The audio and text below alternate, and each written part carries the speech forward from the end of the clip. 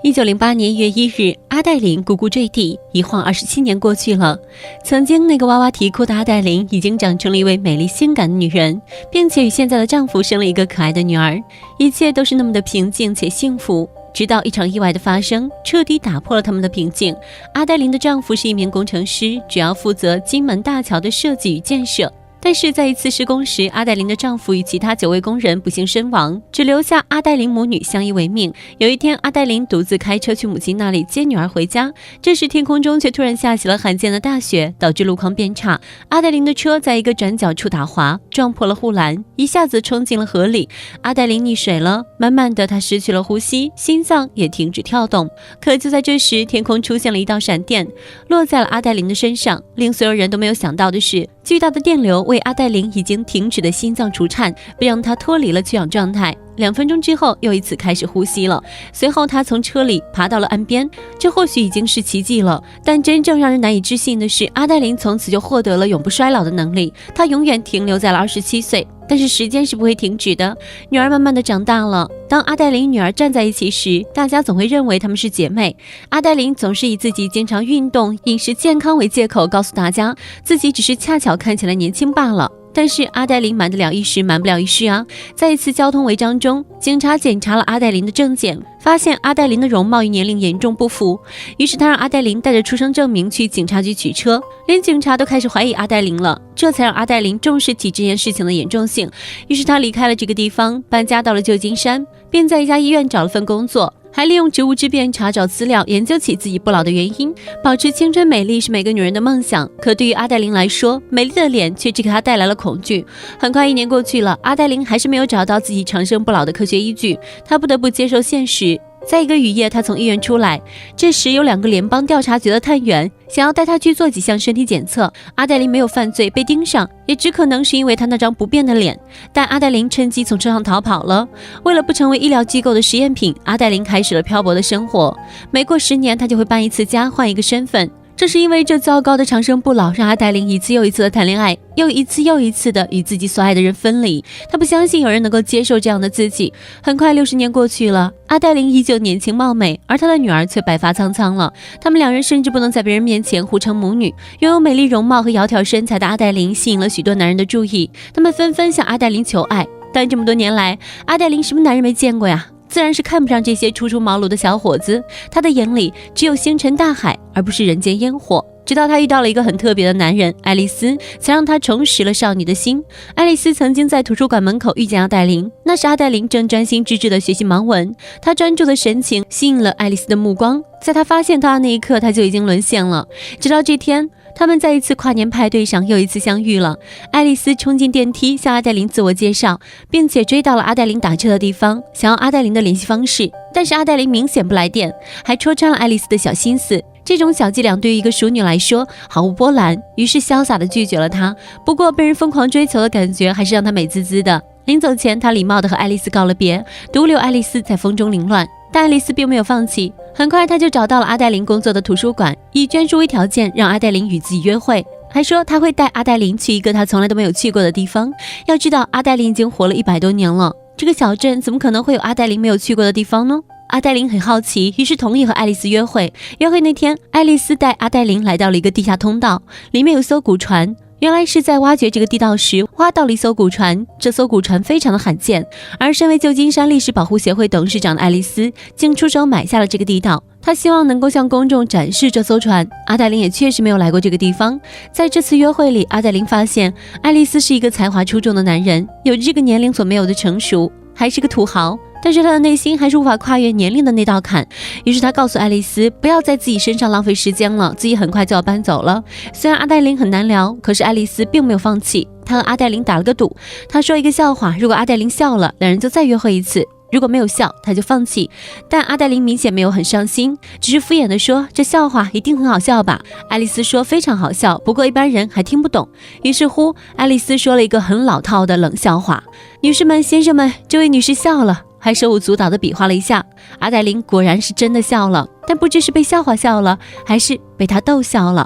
阿黛琳笑着说，这是我听过最糟糕的一个笑话，愿赌服输。阿黛琳答应周2到爱丽丝家里吃晚饭。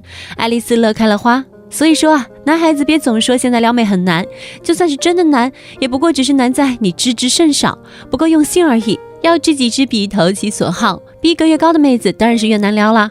但是撩到了，肯定比学渣解出一道高中数学题更有成就感的。很快约会就来了，烛光晚餐、鲜花美酒一样都不少。两人从日常生活聊到天文地理。阿黛琳有着成熟女人的淡定美，是经历过起伏和动荡后的沉淀的美。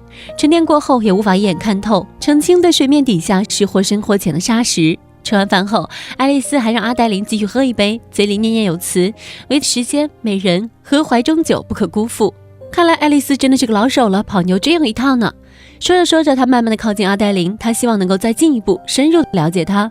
气氛变得暧昧起来，爱情暂时冲昏了阿黛琳的头脑，两人情不自禁的吻在了一起。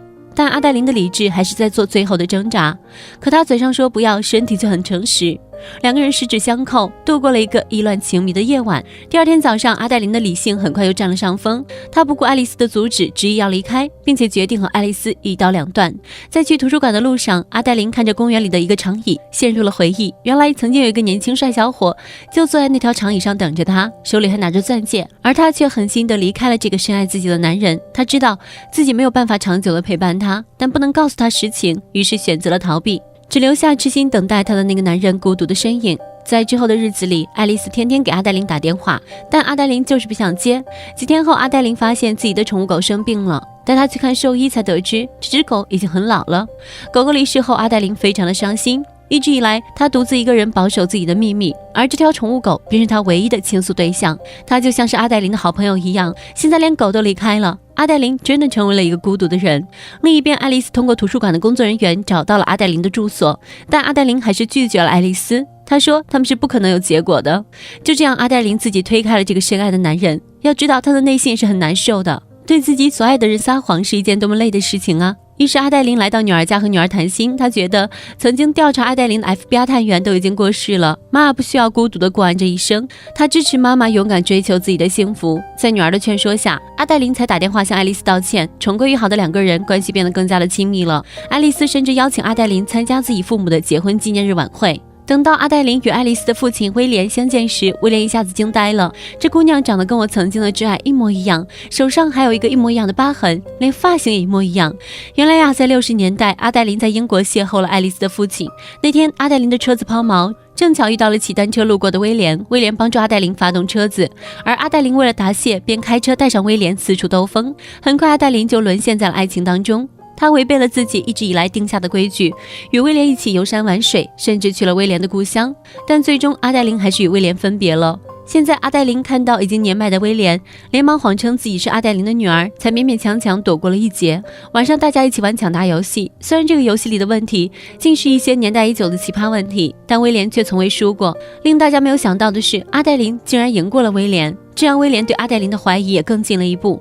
最后威廉通过阿黛琳手上的伤疤以及仓库里的旧照片，认出了阿黛琳就是自己曾经深爱的女人。他找到阿黛琳质问原因，阿黛琳见事情暴露，只好告诉威廉关于自己永不衰老的秘密。就在阿黛琳仓促的想要离开时，威廉叫住了她，恳求阿黛琳不要再离开爱丽丝了，不要离开自己的儿子了，不然爱丽丝一定会像过去的自己那样十分痛苦。但是阿黛琳还是不顾威廉的阻止，收拾行李，留下纸条后便开车离开了。等爱丽丝洗完澡出来，看到纸条后连忙要开车去追。临走前，父亲威廉问爱丽丝，你爱他吗？爱丽丝毫不犹豫地说，爱，我已经离不开他了，因为没了他一切都没有意义了。另一边，阿黛琳一边开着车，一边想起了他和爱丽丝之间的点点滴滴，终于忍不住流下了眼泪。他打电话对女儿说自己不应该继续逃避了，说完便调转方向。就在他打算回到爱丽丝的身边时，意外发生了，他被一辆车撞到山上的水沟里。等爱丽丝找到阿黛琳时，阿黛琳已经没有了呼吸，但爱丽丝并没有放弃，她叫来了医护人员，医护人员用除颤机为阿黛琳的心脏除颤，终于阿黛琳睁开了眼睛。奇迹又一次发生了，在医院里，爱丽丝向阿黛琳道歉，她以为是自己做错了什么，阿黛琳才会离开自己，但阿黛琳摇了摇头，并告诉了爱丽丝关于自己隐瞒多年的秘密。但爱丽丝听完后并不在意，这时阿黛琳的女儿赶到，她骗爱丽丝自己是阿黛琳的奶奶，但阿黛琳笑着说爱丽丝已经全部都知道了。听到这句话，女儿流下了感动的泪水，因为母亲终于找到了自己的幸福而感到开心。另一边，威廉在结婚纪念日的庆典上向妻子告白，说过去的都已经过去了，真正和他同舟共济的是眼前这个最爱的女人啊。1年后，就在阿黛琳收拾行李时，她发现自己竟然长出了一根白头发。阿黛琳知道这意味着什么，她默默地流出眼泪，说了一句 perfect， 因为她已经恢复了自然衰老的能力。也就是说，她终于可以和爱丽丝像普通情侣一样过上幸福的生活了。故事到这里也就结束了。这是一个搞完爸爸后又搞儿子的老妖精的感人爱情故事。虽然说故事的结局是美好的，可是美好当中却透露出一丝淡淡的凄凉与不自然。而现实生活中，尤其是和比自己大的女人谈恋爱，她的过去你真的承受得了吗？你们的未来有前途吗？值得深思。本期的故事就到这儿了，小伙伴们下期见喽，拜拜。